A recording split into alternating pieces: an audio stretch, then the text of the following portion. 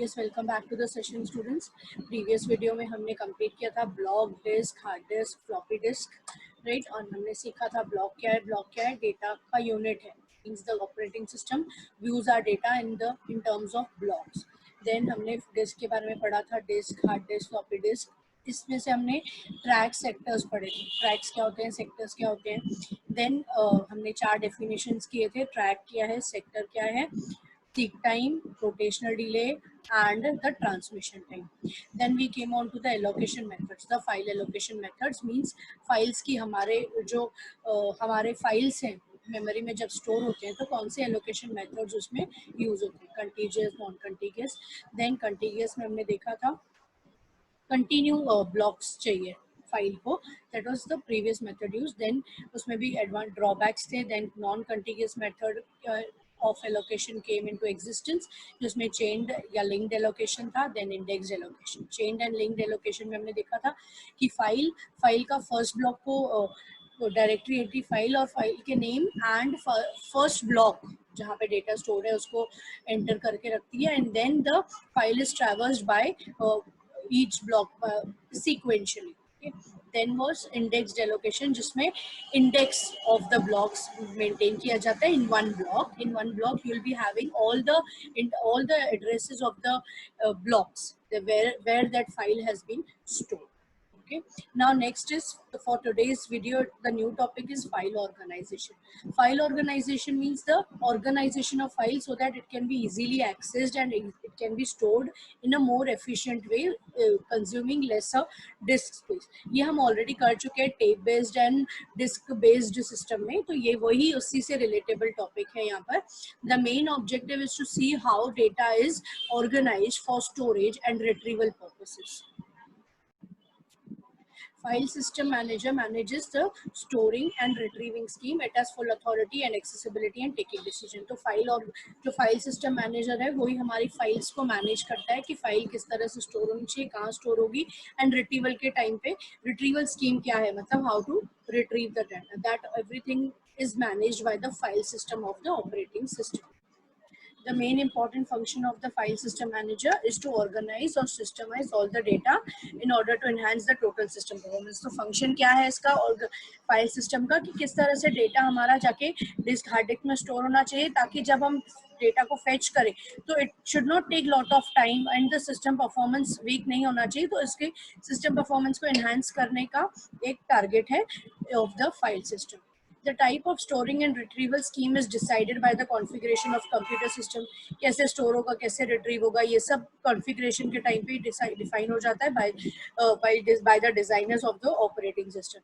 In normal operation, files can be systemized or organized by two ways. So there are two ways: sequential file organization and direct file organization. Now sequential and direct means, आपको याद होगा tape based and disk based. So sequential वाला is tape based and direct file organisation is disk based. देखेंगे आगे. As the name suggest the basic operation of file organisation. Sequential means one after another. ठीक है, sequential means one after the other हमारा data reside करेगा in the memory. The records of the files जो भी files में है are stored in physical order. Physical order means one after the other ही बिठाया जाएगा उनको as you created them. The order is same for writing and reading. जिस order में राइटिंग हो रहा है जब आप रीड करेंगे उसी ऑर्डर में रीड होगा. इन बिटवीन का अगर कुछ रीड करना है for record you can not read that. So that was why it is called as sequential file organization. You have no choice to change the reading order of records. The tape base same था ना, बताया था मैंने आपको. Tape base पे tape में data write होता है and in the order so that they are physically residing one after the other, right? This scheme is suitable for electromagnetic storage devices like tapes and so on. अब इसके advantages क्या थे? इसमें access time कम लगेगा. क्यों access time कम रहेगा? क्योंकि एक रिकॉर्ड अगला रिकॉर्ड सब एक साथ पड़े हुए हैं. So retrieval will be easy. Pointer कुछ नहीं है कि एक रिकॉर्ड यहाँ है यही बताएगा, नेक्स्ट पॉइंटर बताएगा कि नेक्स्ट ब्लॉक ऑफ डेटा कहाँ है. सो यहाँ पर पॉइंटर का कंसेप्ट नहीं है. फिजिकली एक दूसरे के पास बाद रिकॉर्ड्स है तो it will be easier. The next record physical resides after the previous one, so separate pointer is not required to keep the track of records while reading it. Then unidirectional access is provided, single direction है. This is device independent. Device independent है means device independent. No need कि specific device ही होना चाहिए. Any of the devices can be used to organize sequential files. Automatically portability enhances. So portability उससे बढ़ जाती है कि कोई भी डिवाइस में आप सीक्वेंशियल ऑर्गेनाइजेशन में कर सकते हो. But when you have direct file organization तो डिवाइस ऐसा डिवाइस होना चाहिए जो डायरेक्ट फाइल ऑर्गेनाइजेशन को सपोर्ट करे. In order to overcome the main disadvantage that is the large access time and inefficiency in sequential file organization, the concept of direct file organization is developed. So direct file organization क्या करेगा? It accesses the record through record का actually address maintain करके रखेगा and directly उस particular record के पास जाके उसको read करेगा on a direct access storage device. So any record in the file can be accessed randomly. Direct access है जैसे disk based में रहता था. Access time is minimized. Okay, so time कम लगेगा. टाइम क्यों कम लगेगा? क्योंकि अगर मेरे को 10th रिकॉर्ड तक जाना था, प्रीवियसली अगर सीक्वेंशियल ऑर्गेनाइजेशन में जाऊंगी तो मेरे को first, second, third, fourth, fifth, six, seventh, eighth, ninth सब रिकॉर्ड्स को व्यू करके आना पड़ेगा, सब रिकॉर्ड्स को गो थ्रू कर, then only I will be able to read the 10th one. यहाँ पे डायरेक्टली होगा, सो एक्सेस टाइम उस पॉइंट ऑफ व्यू से कम लगेगा. डिसएडवांटेज क्या है? The physical address is to be generated. अब यहाँ पर जब डेटा रैंडमली स्टोर्ड है तो फिजिकल एड्रेस जनरेट करके रखना पड़ेगा, सो प्रोसेसिंग टाइम बढ़ जाता है. यहाँ पर the mechanical movement of IO device is more because data is randomly stored somewhere. It is not physically residing one after the other, so mechanical movement of IO device will increase. Possibility of poorer utilization cannot be stored on sequential access devices like magnetic tapes. तो tapes पर ये चीजें store. अगर direct organization है तो direct organization में magnetic tapes का use नहीं हो सकता, so it is not device independent. Now next is device driver. Device driver क्या है? See, whenever we connect any device to our system, we need to have the device drivers for that. So basically वो device driver क्या करते हैं? They do the basic functionality of running that device. They are nothing but the device driver software program है जो उस particular device को हमारे system से communicate करने में help करेगा. Okay, so device drivers are the software program required for each device. Each device will require different driver for different devices as per functionality. A device driver knows, वो device driver को पता है कि ये particular device किस तरह से काम करने वाले, कैसे इससे data आएगा जाएगा, कैसे registers में data store होगा and all. So a device driver knows how the buffers, flags, register control and status which should be used for that particular device. मतलब उसकी basic functionality ही वो function ही तब कर पाएगा क्योंकि device is basically it is a hardware, but hardware काम कैसे करेगा? For working of the hardware we need software. So device drivers ऐसे software जो they are device specific. They allow those devices to run. For simply reading a character from a device involves complex sequences of device specific operation. Means एक character भी जब हम keyboard से type करते हैं या read करते हैं, so what it has multiple instructions. Okay, so ऐसे नहीं है बस हमने A type किया तो what is happening is the signal is getting generated and that signal is getting read. वो read होने के बाद A हमारे screen पर दिखाई देता है. So simply reading and writing में भी या display हो रहा है screen पर, तो everything this has lot of complex sequence of instruction जो device drivers इसमें help. Some device drivers are useful for data conversion also. Now क्या है वो? Devices deal with 8-bit or 16-bit data, but computer जैसे हमारे OS को 32-bit 64-bit data चाहिए, data bus के through काम करते हैं. So then device driver काम करते हैं यहाँ पे conversion का from one form of data to another. Device works on 8-bit 16-bit data and but हमारे OS को कौन से 32-bit 64-bit बस पे काम करते हैं. So the conversion is needed here, which is done by the device drivers. Now next is VDU और terminal IO. ये छोटे छोटे टॉपिक्स है इंफॉर्मेशन मैनेजमेंट के बाद जो हमें कंप्लीट करने हैं. Then we will be moving to the process management. Now visual VDU और terminal IO. टर्मिनल आयो या वीडीयू करके क्वेश्चन एग्जाम में आ सकता है. ये क्या है? अ वीडीयू और अ विजुअल डिस्प्ले यूनिट और वीडीयू और also called as terminal is nothing but common input output medium. ये क्या है? कॉमन इनपुट आउटपुट मीडियम है. It is basically two parts, divided into two parts. कौन से दो पार्ट्स है वो? The input part and the output part. Input part means the keyboard and suppose display के लिए दे दिया हमने स्क्रीन. टर्मिनल किसको बोलेंगे? टर्मिनल वो चीज है जो बेसिक इनपुट आउटपुट फंक्शनिंग करने में केपेबल हो. So that is called as one terminal. Okay. अब यहाँ पर terminal hardware can be divided into two parts: the keyboard, which is used for input medium, and video screen, which is useful as an output medium. Combination of these two is termed as VDU. Okay, so terminal क्या है? VDU है. VDU है मतलब visual display unit है, जो input and output लेने में help करे. See students, there are multiple terminals. हम जाते हैं मॉल्स में या रेलवे स्टेशन पे, वहाँ पर टर्मिनल्स रहते हैं ना. अब यहाँ पर सिंपली अगर हम टिकट बुकिंग की बात करें तो there is a terminal for booking a ticket. वो क्या करता है टिकट बुकिंग का? it has a keyboard and it has a screen, so you can call it as a terminal. Now terminals are of two types. कौन से दो types है? डम terminal and intelligent terminal. Okay. डम terminal मतलब ऐसा terminal जो सिर्फ और सिर्फ इनपुट आउटपुट लेने का काम कर रहा है, बेसिक प्रोसेसिंग कर रहा है एंड डेटा लेके सर्वर तक पहुंचा रहा है, यू कैन से, या डेटा लेके कुछ ऐसे पीसी के पास पहुंचा रहा है जो खुद वहां पर प्रोसेसिंग करके आपको रिजल्ट आपकी स्क्रीन पर दे रहा है. So dumb terminal, it consists of a microprocessor inside it and a limited memory. It is responsible for basic input and output of characters. It is called dumb because it does no processing on the input character. Input character पे कोई processing नहीं है. Right. यहाँ पर अगर मैं आपको example दूं, हम टिकट बुकिंग करते हैं. फॉर एन एग्जांपल, अगर टिकट बुक किया मैं अपने पीसी से या मोबाइल से, क्या कर रही हूँ मैं? इनपुट आउटपुट का काम कर रही हूँ. मैं सिलेक्ट कर रही हूँ इस दिन पर ये दिन का ये ट्रेन का टिकट मुझे चाहिए.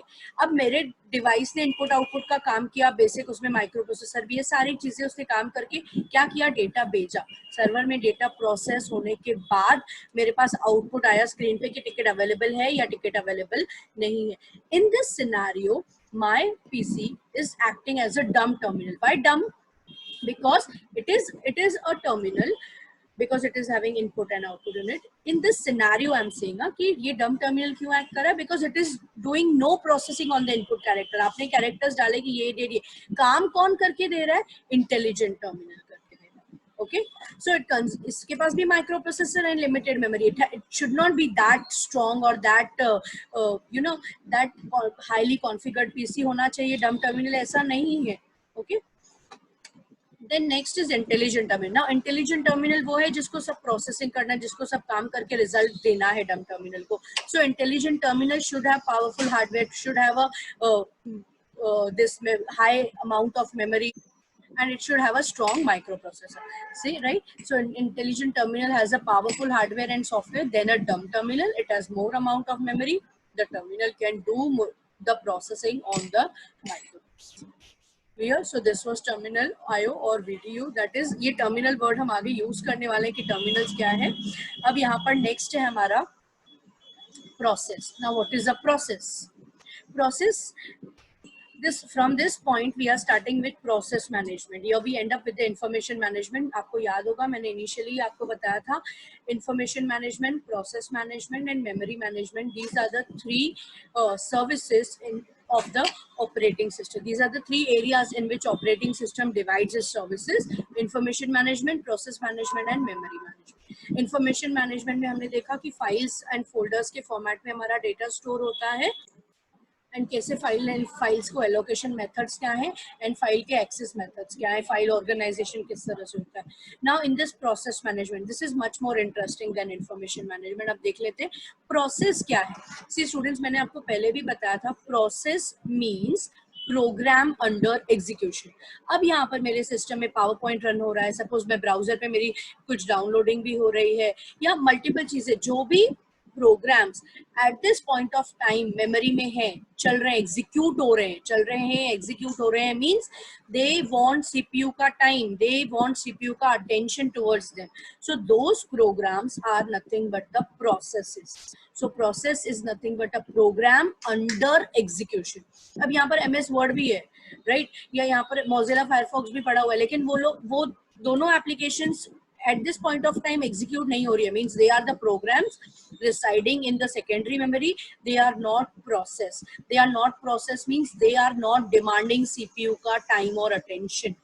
Okay, so process is nothing but a program under execution which competes for the CPU time and other resources. अभी किसी भी प्रोसेस को रन होने के लिए दो टाइम चाहिए, एक CPU का टाइम चाहिए या दूसरा टाइम चाहिए कि इनपुट आउटपुट का, इनपुट आउटपुट लेने के लिए यूजर का वेट कर रहा है या क्या.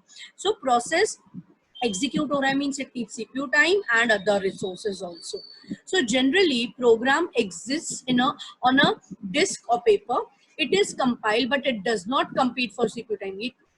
इसके बारे में बता रहा है प्रोग्राम के लिए कि प्रोग्राम जो डिस्क में पड़ा हुआ है, it is compiled, it is ready for use, but it is not in execution now, so it is not competing for CPU time. So you're getting the difference between program and process. Program is ready to be executed, it is compiled, it is residing in the secondary memory, but main memory में जो program execute हो रहे हैं, जो main memory में load हुए हैं, they want CPU का attention, they want memory, right, and they may need some input and output, so they are called as the process. But whenever a user want to execute a program, it will be loaded in the memory. At that time, it becomes a process. Now, यहाँ पर multi programming का concept है जो आपको context switch से पहले देखना है. कॉन्टेक्स्ट स्विच क्या है पता नहीं, आगे देखेंगे. मल्टी प्रोग्रामिंग क्या है अभी. Multi programming means, multi means many, programming means program, so many programs running at the same time.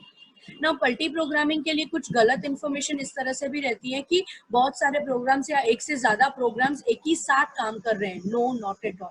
When your computer is having a single CPU, तो भले ही आप मल्टी प्रोग्राम्स यानी मल्टीपल प्रोसेसेस आपकी work कर रही हो, चल रही हो, but at a point of time एक ही प्रोग्राम अंडर एग्जीक्यूशन होता है. Okay, एक ही program under when you are having only one CPU. If you are having multiple CPUs, then multi processing आ जाता है, तो वो तो totally different concept है. Means multiple processes are running at the same time on multiple processor. यहाँ पर है multi programming means more than one programs are running and we are having only one CPU. Right अगर एक ही CPU है, एक CPU पहले से नहीं होता था. मल्टी प्रोग्रामिंग से पहले की अगर बात करें, एक सीपीयू एक प्रोसेस. अब एक सीपीयू के पास अगर उस प्रोसेस को एग्जीक्यूट होना है तो वो प्रोसेस बनता था एंड सीपीयू में सीपीयू उसको अटेंशन देके सीपीयू उसको एग्जीक्यूट करता था. मीनवाइल अगर दूसरा भी प्रोसेस आ रहा है, दूसरे प्रोसेस पे भी हमें काम करना है, तो no, if that multi programming concept is not there, तो क्या होता था, सीपीयू पूरा का पूरा टाइम उसी प्रोसेस के साथ बिजी होता था. अगर मुझे दूसरा काम कुछ करना भी है तो काम नहीं कर पाती थी. उससे क्या होगा, वो प्रोसेस कंप्लीट होगी, अपना काम कंप्लीट करेगी, it will come out of the memory, then the new this process will be loaded in the memory. Okay, so that was the scene before multi programming की एक प्रोसेस है, एक process ने CPU को लेके रखा है, सीपीयू एग्जीक्यूशन स्टार्ट करता है. अब वो प्रोसेस अब अगर एग्जीक्यूट हो रही है, एग्जीक्यूट होते होते उसने सीपीयू का टेंशन है पूरा उसके पास, सीपीयू उसको एग्जीक्यूट कर रहा है. Right, CPU is not doing anything else, but यहाँ पर प्रोसेस को कुछ इनपुट आउटपुट की डिमांड है, तो क्या होगा, सीपीयू वेट कर रहा है. राइट, प्रोसेस भी वेट कर रही है इनपुट आउटपुट, इनपुट के लिए सपोज यूजर से, सो सीपीयू इज फ्री. यहाँ पर सीपीयू फ्री होते हुए भी, क्योंकि मल्टी प्रोग्रामिंग नहीं है, एक ही प्रोसेस एक टाइम पे मेमोरी में है, मतलब एक ही प्रोसेस एग्जीक्यूट हो सकती है, उस प्रोसेस का पूरा कंट्रोल है सीपीयू पर. गेटिंग, यहाँ पर इसीलिए मल्टी प्रोग्रामिंग का कंसेप्ट है कि multi programming means more than one processes will be in the memory, and whenever one process is busy और waiting for some input output, the CPU can switch to other process. Okay, so that is the concept of multi-programming, means more than one processes are in the main memory and CPU don't have to wait for one process. अगर उस process को block किया गया है किसी reason की वजह से, दूसरे रिसोर्स का वेट कर रही है अगर वो प्रोसेस, तो CPU will switch to the next process. This is the concept of multi-programming. अच्छा, ऐसा किया क्यों, क्योंकि CPU का टाइम वेस्ट नहीं होना चाहिए. राइट, सीपीयू जो आइडल बैठा है, जो वेस्ट ऑफ टाइम हो रहा है उसका, एक प्रोसेस ने उसको पूरी तरह से पकड़ के रखा हुआ है, वो नहीं होना चाहिए. So in earlier days, the computer systems were very costly and CPU's idle time was more.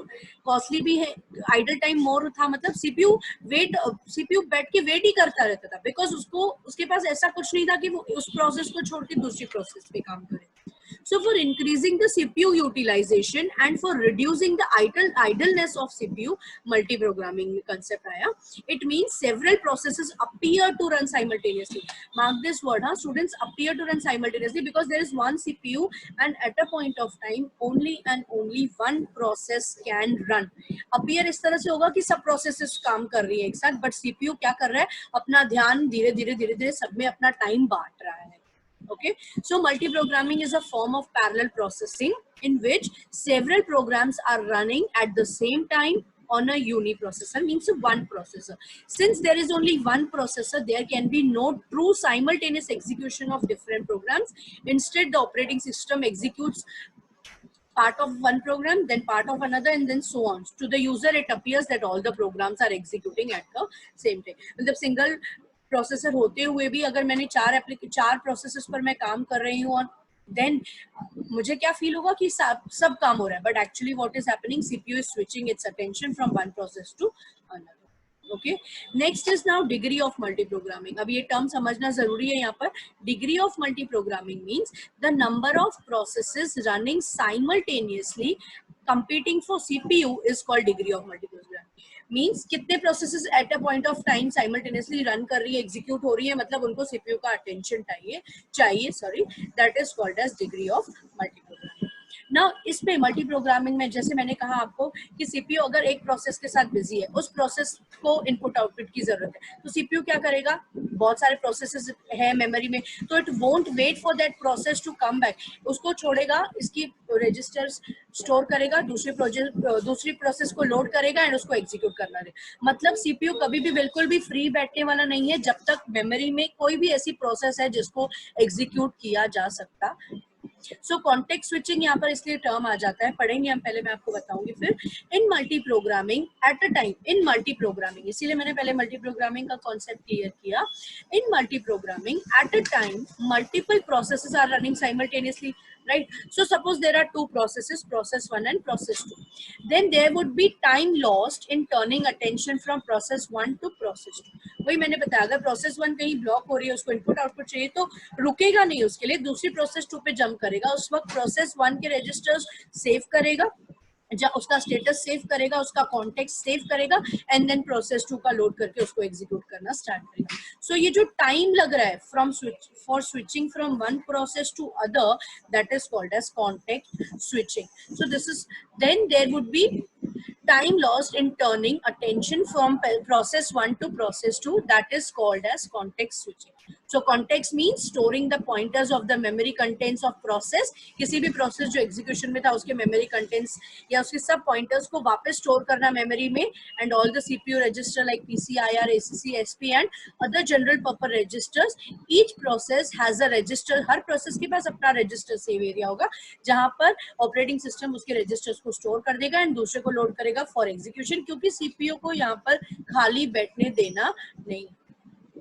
So which the operating system maintains, one for each process. In that area context of that process is safe. So in short उस जगह पर उसका process का context store होगा. Sir यहाँ पर देखिए, अगर एक प्रोसेस से दूसरी प्रोसेस में रन हो रहा है तो ये जो टाइम लग रहा है, this is nothing but the context. Now see, एक छोटा सा डायग्रामेटिक रिप्रेजेंटेशन है. सीपीयू रजिस्टर, प्रोसेस ए के रजिस्टर्स लोड किए जा रहे हैं, प्रोसेस बी के रजिस्टर्स स्टोर किए जा रहे हैं. So this is like switching from one process to another. So process A is running. Suppose अगर यहाँ पर example है, suppose A process requires some input output operation, then process B should start. Okay. So for that context switching is required. Means switching, context switching means आपको समझा कि A का context store करना and B पर अपना attention लेके आना. At that time, operating system stores the CPU registers for process A and stores the already saved content of process B in CPU register. अब अगर what if B execute हो रहा है, तो अब यहाँ पर A भी ready है, B execution में चल रहा है, A भी ready है, तो क्या होगा, तो CPU यहाँ पर आगे भी इसके concept है, CPU यहाँ पर switches करेगा. B जब रुकेगा तब switch करेगा या B को छोड़ के, that depends upon the priority. Okay, आगे हम उसको पढ़ेंगे.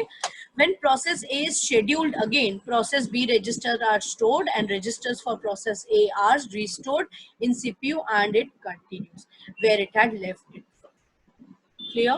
Now next is process states. अब यहाँ पर हमने देखा कि एक प्रोसेस एग्जीक्यूट हो रही है, दूसरी प्रोसेस दूसरी प्रोसेस रुक रही है यहाँ पर, या उसको रोका जा रहा है. So at any point of time कोई भी प्रोसेस इन तीन स्टेट में से एक स्टेट में हो सकती है. So operating system defines three basic process states as given below. What are they? Running, ready and block. Running means a process जो अभी currently execute हो रही है and it has the full attention of the CPU. उस process को बोलेंगे that this process is in running state.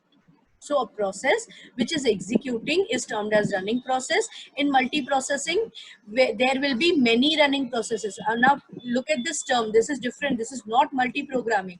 This is multiprocessing. Multiprocessing means when your system is having more than one processor. If your system is having more than one processor, तो उस time पे एक से ज्यादा processes execute हो रही होंगी. So in multiprocessing, there will be many running processes and operating system will have to keep track of all of them. Clear? Then ready. Ready means a process which is not waiting for any external event such as an IO operation. It is said to be in ready state. Now ready process कौन सी होगी? Obviously जो input output के लिए wait नहीं कर रही है, जो ready है एकदम, बस उसको CPU का attention चाहिए for the execution. Then next है blocked. Blocked क्या है? अब ऐसी process जो ऐसी process blocked state में है उसको ऐसे बोलेंगे जब वो process का process is waiting for some input output, is waiting for some other resource in the system. भले CPU free है but CPU तो भी उस process को ले नहीं सकता because that process is blocked and it is waiting for some external event. So यहाँ पर पढ़ेंगे process which is waiting for an external event such as an input output operation, it is said to be in blocked state. जो external event का wait कर रहा है वो blocked state में है. So blocked and ready में क्या difference है? Blocked process ऐसी प्रोसेस है जो सीपीयू फ्री होते हुए भी उसको सीपीयू उठा नहीं सकता है फॉर एग्जीक्यूशन. रेडी प्रोसेस वो है जो it is not waiting for any external event, it can be scheduled if the processor is free. So process it cannot be scheduled even if the CPU is free, whereas ready process can be scheduled if the CPU is free from the running process. Running process हो गया, अब CPU free है तो ready को उठा सकता है, blocked को नहीं उठा सकता. Okay, now यहाँ पर schedule करना means प्रोसेसेस को one after the other CPU तक लेके आना. सो यहाँ पर हम इसके बाद नेक्स्ट कॉन्सेप्ट नेक्स्ट वीडियो में पढ़ेंगे कि शेड्यूलिंग क्या है.